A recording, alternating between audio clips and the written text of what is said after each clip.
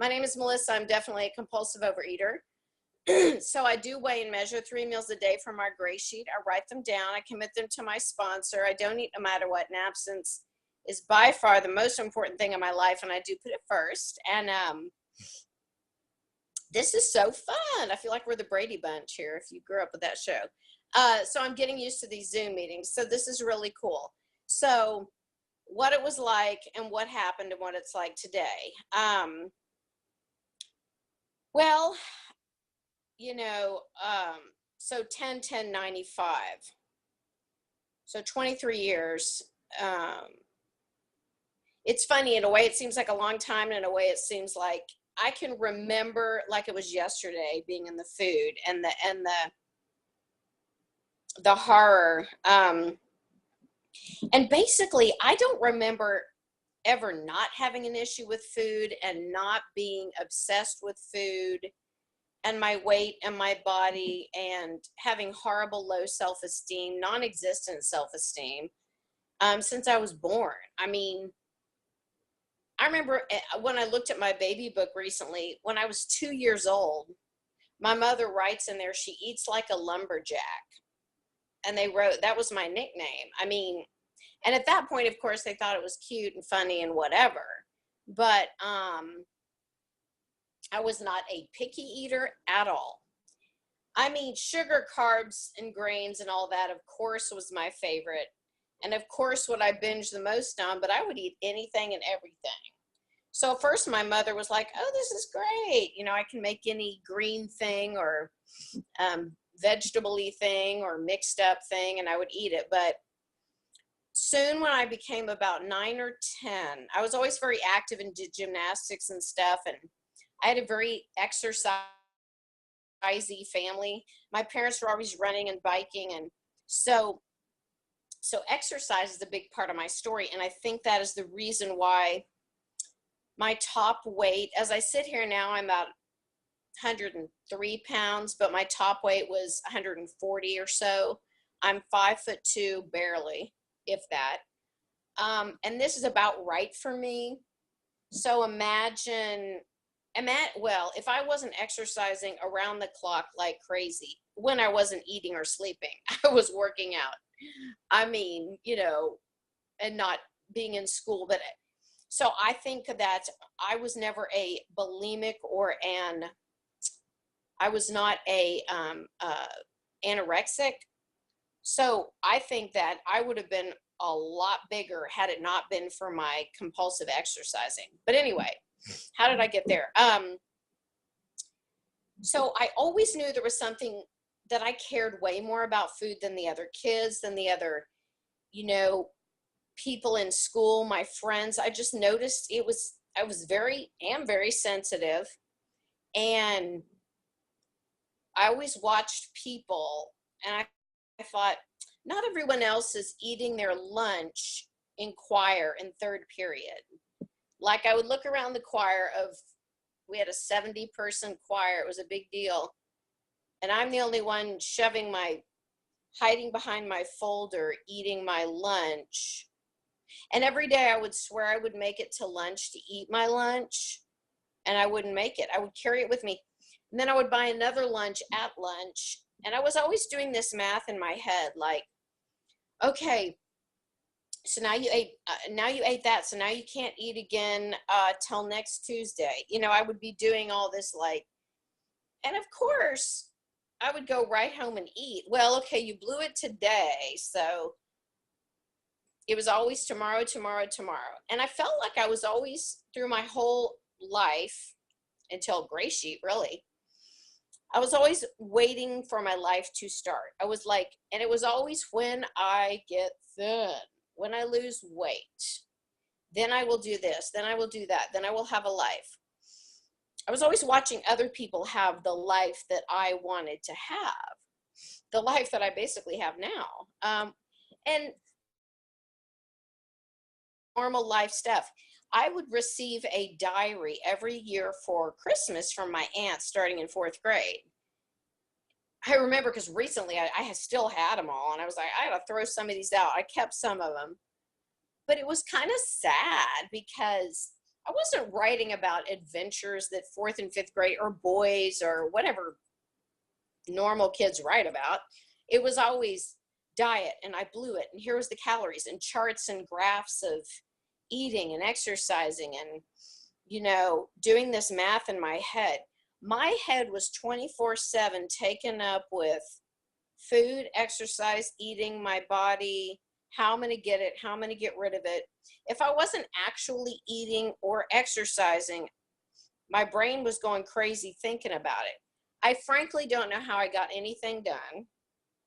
I think us addictive people, I mean, no wonder we become so incredibly efficient and like crazy get it done machines once we stop eating, because I actually was, for a long time, I guess you could say, high functioning. I mean, I went to college, I did okay, got a 3.0. Now, the thing was, too, the older I got, a lot of my addictions were spread around. I'm in several programs, none of which could be possible without GreySheet. So this is my most important. Eating was the first thing I did after breathing, even before breathing, because I was doing it in the womb. So this program is the most essential. But if I'm in the money program, I'm in the people program, the sex and love program, I'm in the, I'm a too mucher. I'm just, So when I got to college and stuff, and by the way, I was an actor, still am an actor, and I would always play the part. I wasn't thin or pretty enough or like, and my self-esteem was so bad. I could never be like the ingenue part. I was always the fat, funny friend. I was the fat, funny sidekick of the lead. And that was my role in life. Even in college, I went potluck. Like I drew, I didn't know who my roommate was going to be. And it was just so typical of my life.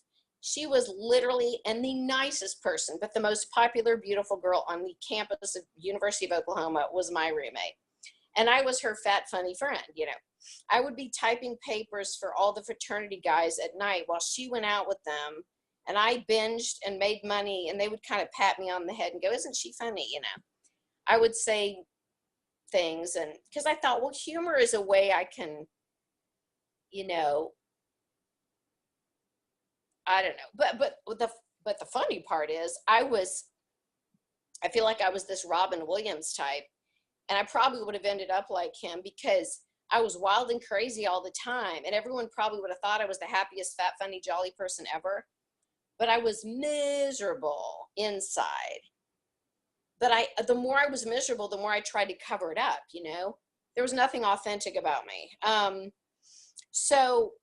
And I would just binge, and again, waiting to have a life. And I was always on the fringes of the popular people because I was their fat, funny friend. But I wasn't really one of them. So I felt like I kind of didn't fit in anywhere, And I just kept eating and eating. And it never occurred to me that I could stop. I thought, I am an eating machine. Like, I am a voracious, I wasn't a grazer. I was a binger. I mean, I was like, now I would try to do these things or I'd like binge starve, but really the starving was never starving. It was like 10 minutes later, And so because I couldn't stop eating, I thought, well, I'll do damage control. It's all about, okay, if you can't stop putting the food in your body, then you got to start doing something to either get it out of your body. So I was, very into, I could never make myself throw up. That's the only reason I wasn't bulimic. Not because I didn't try. Not no moral issue. It was just because I couldn't make it happen. But I took water. They were called Aquaban, and they came in a box, and they were blue. You remember the blue pills? Oh, the pills. I was all about that. I took boxes of those, boxes of NoDoz, because I thought, well, I'll exercise more. I'll just be on speed all the time. And I did order speed out of the back of Cosmopolitan magazine. I got it sent to my neighbors down the street. And I remember she goes, "What are these?" And we sold them at school, but I took most of them. And it was all about working out and just, I mean, GreySheet is so much easier. When people think this is hard, I'm like, this is easy. You just eat 3 normal meals and like, you don't have to work out like a crazy person. I don't know. So, and I felt disgusting. I had so many pills. I had so much on board. I didn't know whether I was coming or going. You know, it was just, I didn't know. I felt so gross. I didn't even know how gross I felt until, and all the sugar and the carbs and the food, you know. Um, so what happened was this went on and, oh, thank you, Molly. This went on and on and on. And by the way, I was also trying diets, but failing. So there was Eat to Win. There was the vitamin diet. Speaking of pills, oh my God, there were troughs of pills you had to take with that. I think that I always joke that the only reason that one worked for anybody, it made you so nauseous that you didn't want to eat because you're so full of pills. It was just gross. That didn't work. Scarsdale, grapefruit diet. Sorry to mention a food. Hope that didn't trigger anyone. It didn't, you know, but all of these, of course, contained some amount of sugar, grains, starches, or carbs. I was even macrobiotic for 2 years, binging on millet. I would try to buy like horse feed grains, something so gross that I would not want to binge on it. And I did.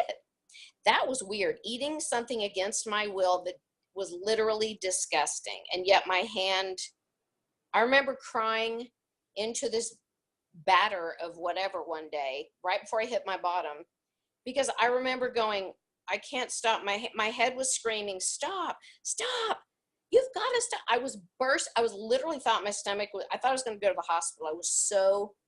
And my face was so distorted. When I would binge, I could gain 25 pounds in a weekend. It looked like a bicycle pump had, like, people would go, what is wrong with you? You know, I mean, I would show up and people would not recognize me. So, you know, I almost lost a job performing because I could do this thing sort of sometimes where I would diet to get down to a size for like a little bit of time, like a crash diet. I auditioned for this job singing at Hershey Park. I got it. Then I showed up a few months later to the job because it was in the summer. And he almost fired me because he's like, what happened? You gained like 25 pounds since you auditioned. And I was mortified. And I got punished, and I was the only one that got weighed in every week, and he took my solos away, and it was just, and that's when I started to go, oh my God, this is affecting my life. Like, I really can't deny this anymore. I'm losing jobs. So, anyway, from that, I go to New York City. I find AA first. No, I find regular OA. I'm in that for 2 or 3 years. But the problem was, for me, I need specific food plan. I need this. It wasn't this, you know? And people were saying, make up your own abstinence. It's between you and God. And I'm just going, are you kidding me right now? Would I be here if I could make up my own food? So I got a big fat nowhere. And then I thought I was going crazy because I thought, they're telling me this is the last house on the block. This is terrible. This is not good news. The thing was, I swear God needed me to be as crazy as I've ever been, because the day before I found Grey Sheet, I think I had said to someone, I'm going to commit myself to a loony hospital because I can't live in this. I was too afraid to kill myself, but I couldn't live on this hamster wheel. I just thought, I can't. So I find Grey Sheet. This woman told me about it on the phone. I swear God was like, are you done yet? Okay, here's the information. Because when I came in, I was in New York City, like I said, and I loved it. I loved the mantra. I loved the people. I hoped it was a cult, and I hoped they would brainwash me and capture me and never let me go, because everyone was in the solution, and there was something about these people, that look, and that I went to a funeral and I didn't eat no matter what. I watched my father die on the bed in front of me, and I finished my food no matter what. I had babies. I had cancer. I got married. I got divorced, and I didn't eat. They didn't say there, of course you ate. It was the opposite message. It was, they really meant it. Like, no matter what means. And see, I wanted so bad for there to be a solution that would last forever and ever and ever and ever. I'm not one of these people that says, oh, I can't think about forever. I want to keep it in the day. I wanted a promise that I could do something forever. That was comforting to me, because I'm the type, once I find a solution, I'm like, yes, give it to me. So pretty much I had one day one after 5 months because I misweighed something. And I was like, oh, well, it said 3.9 and maybe it's okay. And I took that first bite of that meal And I went, oh my God, this is wrong. I didn't really see it say go back to 4.0. I mean, I know I added a little thing, but I wasn't sure. And I thought, boy, if that one didn't tell me that if I think I could go out in the real food and not have guilt, I couldn't even eat a 3.9 meal for 1 second without being seized with guilt. And I'm so glad it happened, because I thought, sure enough, I went back to day one. At the time, this is 23 years ago. I remember going, oh, everyone's going to think I'm not committed. Oh, I had 5 months. I have to give up my sponsees. Now I see what happened. I know I'm probably running out of time.